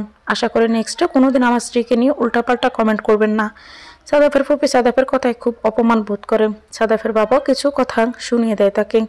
অপমানের লজ্জা সে চলে আসে। মেহেরাজ অনেক খুশি। হ্যাঁ, তার বোনকে সে সঠিক মানুষের কাছেই তুলে দিয়েছে। সাদাফ তার বোনের যোগ্য স্বামী। পুরো অনুষ্ঠান মুগ্ধ আর কথা বলেনি, চুপ করেই ছিল। রাতে মুগ্ধদের বাসায় আসতে সাদাফ মুগ্ধ ফ্রেশ হয়ে ব্যালকনিতে দাঁড়িয়ে আছে। সাদাফ ফ্রেশ হয়ে এসে দেখে মুগ্ধ ব্যালকনিতে, মন খারাপ করে দাঁড়ালো। সাদাফ গিয়ে মুগ্ধকে পিছন থেকে জড়িয়ে ধরে কাঁধে মুখ রেখে বলে, আমার বউটার মন খারাপ কেন? আচ্ছা সাদাফ, আমি কি আপনাকে বিয়ে করে আপনার জীবন নষ্ট করেছি? আপনি তো আমার থেকে ভালো কাউকে লাইফে ডিজার্ভ করেন। কথাটা বলতে গিয়ে মুগ্ধর চোখ ভিজে গেছে। সাদাফ মুগ্ধকে নিজের দিকে ঘুরিয়ে বলে, হ্যাঁ, ভালো তো অনেকেই পাবো, কিন্তু সব ভালো থেকে আর তোমাকে পাবো? কে কি বললো তাতে আমার কিছু যায় আসে না। আমি তোমাকে ভালোবাসি, লোকের কথায় কান দেওয়া আমার স্বভাব না, আর কোনোদিন বাহিরের কারো কথায় কাঁদবে না। মুগ্ধ সাদাফের বুকে মাথা রেখে বলে, ভালোবাসি ভালোবাসি মেহরানি। 3 বছরের পর কেটে গেছে অনেক সময়, বদলে গেছে অনেক কিছু, সেই সাথে অনেক সম্পর্ক বদলে গেছে। সালমা বেগম জেলে থাকার 2 বছরের মাথায় হার্ট অ্যাটাক করে মারা যান। তার প্রাপ্যদয় তাকে কুড়ে কুড়ে খাচ্ছিল, সেই থেকে তার হার্ট অ্যাটাক হয়েছে। সায়মা আর আগের মতো নেই, একদম চুপচাপ থাকে, একটা মরা লাশ হয়ে বেঁচে আছে সে। মায়ের মারা যাওয়ার পর আরও চুপচাপ হয়ে গেছে সে। আরিশ নিজেকে গুছিয়ে নিয়েছে। যে কারখানায় সে শ্রমিক ছিল সেই কারখানার ম্যানেজার এখন সে। অকাল পরিশ্রম করে সে গেছে সে। কারখানার বসের মেয়ে তাকে ভালোবাসার আহ্বান করেছে, কিন্তু সে তা প্রত্যাখ্যান করে দিয়েছে। তবুও মেয়েটি আশা একদিন আরিশ তাকে মেনে নেবে। আরিশ এখন মুগ্ধর কথা ভেবে কাঁদে না, বরং সে খুশি, মুগ্ধর খুশিতেই খুশি। হাসান বাড়ি মেয়েকে কোলে নিয়ে ঘুরে বেড়াচ্ছে সাদাব। মেয়েটা তার কেঁদে যাচ্ছে মুগ্ধ গেছে গোসল করতে, আর মেয়ে তার কান্না শুরু করে দিয়েছে। হ্যাঁ, সাদাব মুগ্ধের একমাত্র কন্যা আশফিয়া ইসলাম সাফিয়া। সাদাফের নামের সাথে মিলিয়ে নামটা রেখেছে তারা। 7 মাস বয়স তার মেয়ের। সাদিয়ার রায়হান একটা ছেলে হয়েছে, বয়স 2 বছর। মেহেরের আরেকটা মেয়ে হয়েছে, বয়স 1 বছর। আর মাহির 3 বছর। বেশ সুখেই আছে তারা সবাই। সাদাব মেহেরের কোলে নিয়ে ঘুরতে ঘুরতে রুমে আসলো। মেয়ের নানাভাবে শান্ত করার চেষ্টা করছে সে। একটু পর মুগ্ধ বেরিয়ে আসে, এসে অবস্থা দেখে হেসে দেয়। সাদাব অসহায় ফেসে তাকায় তার দিকে। মুগ্ধ মেয়েকে কোলে করে খাইয়ে দেয়। মেয়েটা এখন ঠান্ডা হয়েছে। সাদাফের কোলে নিয়ে আয়নায় বসে চুল আঁচড়াচ্ছে, আর বাবা মাকে দেখছেন। সাদাব মেয়ের সাথে খেলছে, মেয়েটা বাবার কথা শুনছে আর হাত পা নাড়িয়ে নাড়িয়ে হাসছে। মুগ্ধ তাদের দিকে তাকিয়ে বলে, আপনি সত্যিই আমার জীবনে খুব স্পেশাল। আমার জীবনের সকল সুখ আপনিই দিয়েছেন, আপনাতে আমি আজ পরিপূর্ণ। আপনি সত্যিই আমার জীবনের শেষ থেকে শুরু।